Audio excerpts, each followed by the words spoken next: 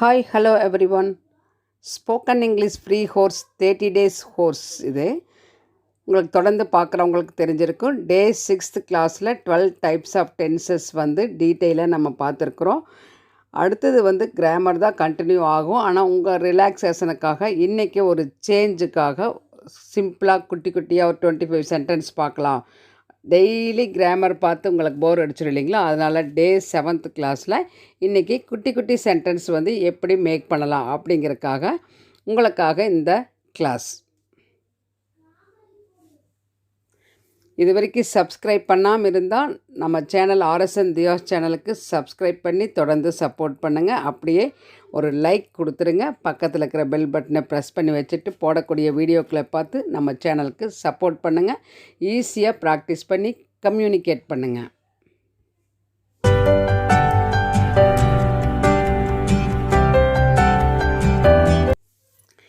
இன்றைக்கி 25 குட்டி குட்டி வாக்கியங்கள் தமிழ் டு இங்கிலீஷ் பார்க்கலாம். இது ஈஸியாக உங்களுக்கு இருக்கும். நல்லா ப்ராக்டிஸ் பண்ணிட்டீங்கன்னா உங்களுக்கு கான்ஃபிடென்ட் கண்டிப்பாக க்ரியேட் ஆகும். உங்களால் கண்டிப்பாக ஈஸியாக பேச முடியும் அப்படின்னு நான் உங்களுக்கு கேரண்டி கொடுக்குறேன். ஃபஸ்ட் ஒன் பார்க்கலாங்களா? யாராவது நம்மளுக்கு ஃபோன் பண்ணுறாங்க அப்படின்னா நம்ம பிஸியாக இருக்கிறோன்னா நான் என்ன சொல்லுவோம்? நான் அப்புறம் கூப்பிட்றேன் அப்படின்னு சொல்லுவோம் இல்லைங்களா? நான் பிறகு அழைக்கிறேன் அப்படிங்கிறதுக்கு இங்கிலீஷில் நம்ம எப்படி சொல்லலாம்? நான் அப்புறம் கூப்பிட்றேன் அப்படின்னா I call you later. I call you later. லேட்டர்னால் பிறகு, அப்புறம்னு சொல்கிறோம் இல்லைங்களா ஸ்லாங்கில். ஐ கால் யூ லேட்டர் அப்படின்னு ஈஸியாக நீங்கள் சொல்லலாம். அடுத்து பாருங்கள், என்னை நம்பு. நம்ம ஏதாவது ஒன்று சொல்லும்போது அவங்க திரும்ப திரும்ப கேட்பாங்க. அப்போ நம்ம ப்ளீஸ் என்னை நம்பு அப்படின்னா trust me. Trust me. Meena என்னை. ட்ரஸ்ட்டு அப்படின்னா நம்பிக்கை. என்மேல் நம்பிக்கை வை. அதுதான் என்னை நம்பு. ட்ரஸ்ட் மீ அப்படின்னு 2 வார்த்தையில் சொல்லலாம். அடுத்தது பாருங்கள், என்னை மீண்டும் அழைக்காதே. திரும்ப திரும்ப கூப்பிட்டுட்டே இருக்கிற, டிஸ்டர்பாக இருக்குது, திரும்ப கூப்பிடாத என்னைய, நானே கூப்பிட்றேன் அப்படின்னு நம்ம சொல்லுவோம் இல்லைங்களா ஃபோனில். அப்போ நம்ம எப்படி சொல்லலாம்? Don't ring me again. Don't ring me again அப்படின்னு சொல்லலாம். அகைன் அப்படின்னா திரும்ப, மீண்டும். ரிங் மீ அப்படின்னா அழைத்தல், ரிங் பண்ணுறது. டோன்ட் ரிங் மீ, என்னை அழைக்காதே. திரும்ப அழைக்காதே, மீண்டும் அழைக்காதே அப்படின்னு அகைன். திரும்ப திரும்பனா அகைன் அண்ட் அகைன் அப்படின்னு நம்ம சொல்லுவோம். புரியுது இல்லைங்களா? அடுத்து பாருங்கள், ஏதோ புதுசாக இருக்குது அப்படின்னு நம்ம சொல்கிறோம் இல்லைங்களா? என்னமோ ஒரு புதுசாக இருக்குது. ஒரு வீட்டுக்கு நம்ம ரொம்ப நாள் கழித்து ஒருத்தர் வீட்டுக்கு போவோம், ஃப்ரெண்டு வீட்டுக்கு. என்னமோ ஒரு டிஃப்ரெண்ட், ஏதோ ஒன்று புதுசாக இருக்கிற மாதிரி இருக்கே அப்படின்னு நம்ம சொல்கிறோம். Something is new. Something is new அப்படி. ஒரு ஃபுட்டு நம்மளுக்கு பிடிச்சது அடிக்கடி செய்வாங்கன்னா இன்றைக்கி எப்படி இருக்குன்னா இன்றைக்கி ஏதோ டேஸ்ட்டில் ஒரு டிஃப்ரெண்ட் தெரியுது அப்படின்னு. சம்திங் இஸ் நியூ அப்படின்னு சொல்கிறோம் இல்லைங்களா? சம்திங் இஸ் வேரியேஷன் அப்படின்லாம் சொல்லுவோம். ஏதோ வேரியேஷன் இருக்குது அப்படின்னு எல்லாம் சொல்லுவோம் இல்லைங்களா? அதே தான். அடுத்து பாருங்கள், நான் உன்னை ஒருபோதும் நம்ப மாட்டேன் அப்படின்னா, நான் உன்னை நம்ப மாட்டேன்னா ஐ டோன்ட் பிலீவ் யூன்னு சொல்லும். உன்னை ஒருபோதும்னா எப்போவுமே உன்னை நம்ப மாட்டேன்.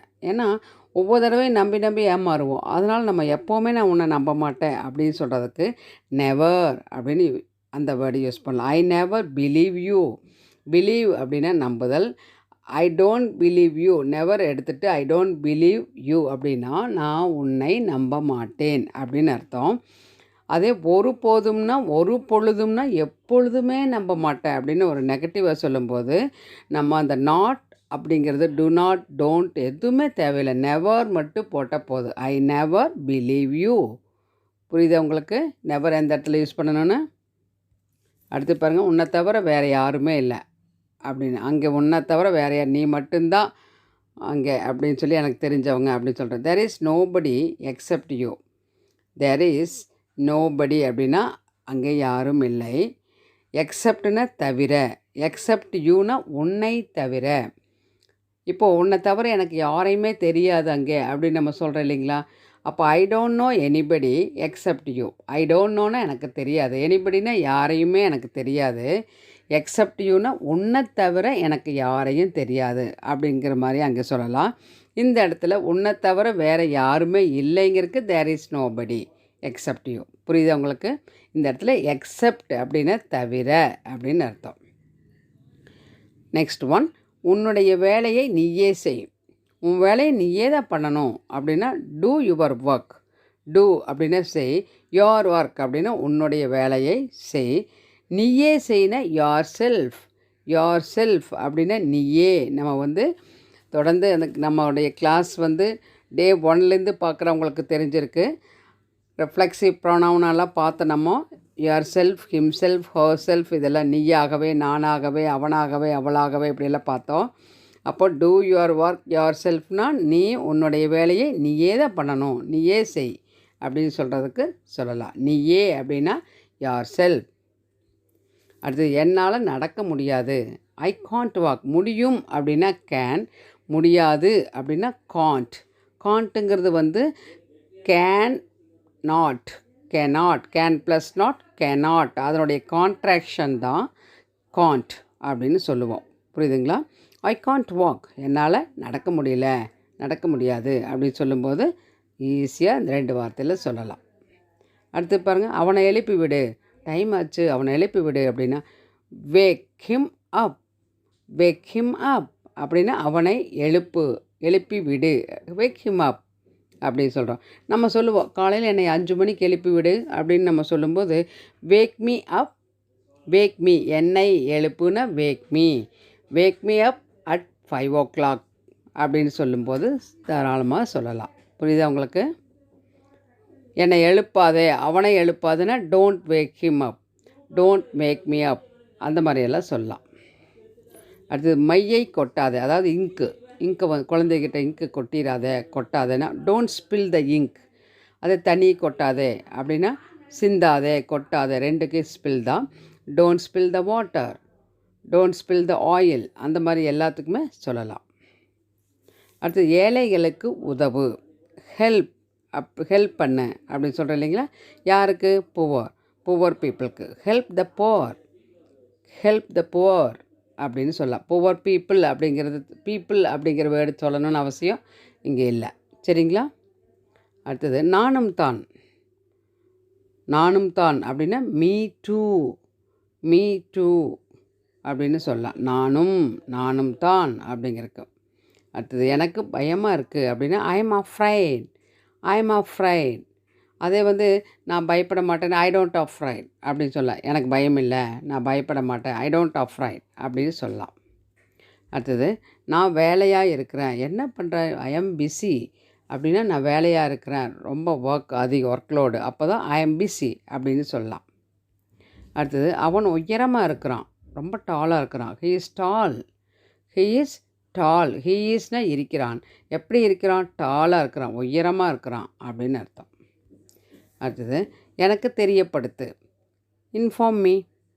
இன்ஃபார்ம் அப்படின்னா தெரியப்படுத்தல், எனக்கு தெரிவி அப்படின்னா இன்ஃபார்ம் மீ அப்படின்னு சொல்லலாம். அடுத்து நீ என்ன நினைக்கிற, what do you think அப்படின்னு சொல்லலாம். what do you think. சந்தர்ப்பத்தை நழுவ விடாதே அப்படின்னா don't miss the chance. Don't miss அப்படின்னா மிஸ் பண்ணாதே அப்படிங்கிறது உங்களுக்கு எல்லாத்துக்கும் தெரியும். சந்தர்ப்பத்தைனா த சான்ஸ் அப்படின்னு சொல்லலாம். டோன்ட் மிஸ் த ஆப்பர்ச்சுனிட்டி அப்படின்னு கூட சொல்லலாம். டோன்ட் மிஸ் த ஆப்பர்ச்சுனிட்டி அல்லது டோன்ட் மிஸ் த சான்ஸ் அப்படின்னு சொல்லலாம். அடுத்தது என்னிடம் பணம் இல்லை அப்படின்னு ஒருத்தர் சொல்கிறாங்க. ஐ ஹாவ் நோ மணி அப்படின்னு சொல்லலாம். ஐ ஹாவ் அப்படின்னா என்னிடம் இருக்கிறது, ஐ ஹாவ் நோனா என்னிடம் இல்லை. இப்போ பணம் இல்லைன்னா ஐ ஹாவ் நோ மணி அப்படின்னு சொல்லலாம். அடுத்தது சேரை இழுக்காத, குழந்தைங்க சேரை டர்ன்னு இழுத்துட்டே இருப்பாங்க இல்லைங்களா? சேரை இழுக்காதுன்னா டோன்ட் ட்ராக் த சேர் அப்படி சொல்லலாம். Excuse me. நான் மழையில் நனைஞ்சிட்டேன் அப்படின்னா ஐ எம் ட்ரென்ச்டு அப்படி சொல்லலாம். ட்ரென்ச்சுன்னா நனையிறது. அது தூறலாக இருக்குது, இட் இஸ் ட்ரிஸ்லிங் அப்படின்னா தூறலாக இருக்குது. ட்ரிஸ்லிங்னா தூறல் போடுறது, லேசாக தூரிட்டு இருக்கு இல்லைங்களா, அதுக்கு தான் அப்படி சொல்லுவோம். அடுத்து கொடை எடுத்துகிட்டு போ அப்படின்னா take N umbrella with you அப்படி சொல்லலாம். நீ ஏன் சாப்பிடல அப்படின்னா why didn't you eat. didn't அப்படிங்கிறது வந்து did ப்ளஸ் did not அப்படிங்கிறத didn't அப்படி சொல்ல didn't அப்படின்னு சொல்லலாம். why didn't you eat, நீ ஏன் சாப்பிடவில்லை அப்படி கேட்கலாம். அடுத்தது எனக்கு ரொம்ப தாகமாக இருக்குன்னா ஐ எம் ஸோ தேஸ்டி. தேர்ஸ்டினா தாகம். I am so thirsty. ஸோனா ரொம்ப.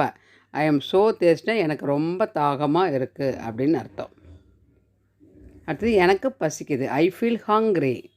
ஐ ஃபீல் ஹங்க்ரி அப்படி சொல்லலாம். இந்த எல்லா சென்டென்ஸுமே உங்களுக்கு வந்து ஈஸியாக இருக்குது. 2 வார்த்தை 3 வார்த்தையில் தான். உங்களுக்கு ஒரு இடையில ரிலாக்ஸேஷனுக்காக தான் நான் இந்த 25 சென்டென்சஸ் இன்றைக்கி கொடுத்துருக்குறேன். இதையும் நல்லா ஈஸியாக ப்ராக்டிஸ் பண்ணிக்கோங்க. ஈஸியாக கம்யூனிகேட் பண்ணுங்கள். அடுத்த கிளாஸ் டே 8ல் ஆஸ் யூஸ்வலாக நம்ம கிராமர் தான் கண்டினியூ பண்ண போகிறோம். இந்த கிளாஸ் உங்களுக்கு யூஸ்ஃபுல்லாக இருக்குது அப்படின்னு நினச்சிங்கன்னா அப்படியே ஒரு லைக் பண்ணிவிட்டு உங்கள் ஃப்ரெண்ட்ஸுக்கு ஷேர் பண்ணி விடுங்க. மறக்காமல் நம்ம சேனல் RSN Dhiya சேனலுக்கு சப்ஸ்கிரைப் பண்ணி சப்போர்ட் பண்ணுங்கள். நெக்ஸ்ட் கிளாஸில் பார்க்கலாம். தேங்க்ஸ் ஃபார் வாட்சிங்.